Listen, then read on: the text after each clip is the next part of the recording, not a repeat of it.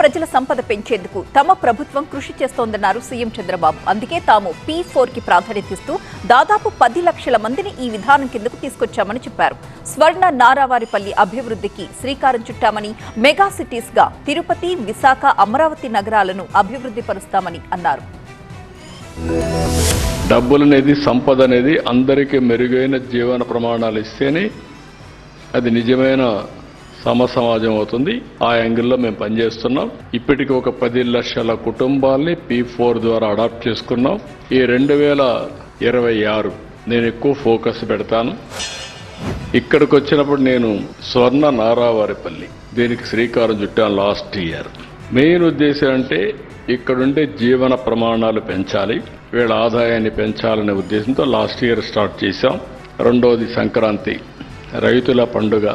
రైతులందరూ కూడా ఫ్రెష్గా పంటలన్నీ వస్తాయి, కొత్త పంటలు, పిండి వంటలు. ఆడి నుంచి అందరూ కూడా బంధువులంతా కూర్చొని బ్రహ్మాండంగా ఆనందంగా ఉండే పరిస్థితికి వస్తున్నారు. రెండు జరిగినప్పుడు తిరుపతి రాబోయే రోజుల్లో ప్రిఫర్డ్ వెడ్డింగ్ డెస్టినేషన్ హబ్గా తయారవుతుంది. వెంకటేశ్వర స్వామి దగ్గర పెళ్లి చేసుకోవడం కంటే మహాభాగ్యం ఒకటి ఉండదు.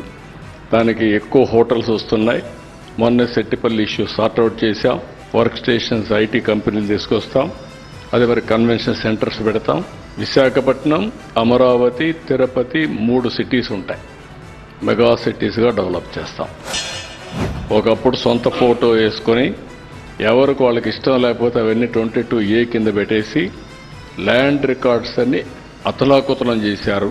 1 ఇయర్ ₹1 అవినీతి లేకుండా సర్వే పూర్తి చేసిన తర్వాత వాళ్ళకందరికీ రాజముద్రతో QR కోడింగ్ పెట్టి, బ్లాక్ చైన్ టెక్నాలజీ పెట్టి ఎవ్వడు ట్యాంపర్ చేయడానికి వీల్లేదు. ఇంకా వన్స్ ఫర్ ఆల్ పర్మనెంట్గా సార్ట్అవుట్ చేస్తాం. ఎవడైనా తప్పు చేస్తే కఠినంగా వ్యవహరిస్తా. శాశ్వతంగా మీకు 2027కి ఈ రాష్ట్రంలో ల్యాండ్ సమస్య లేకుండా పరిష్కారం చేసే బాధ్యత, అది ఒకటే పెద్ద బాధ్యత నాకు.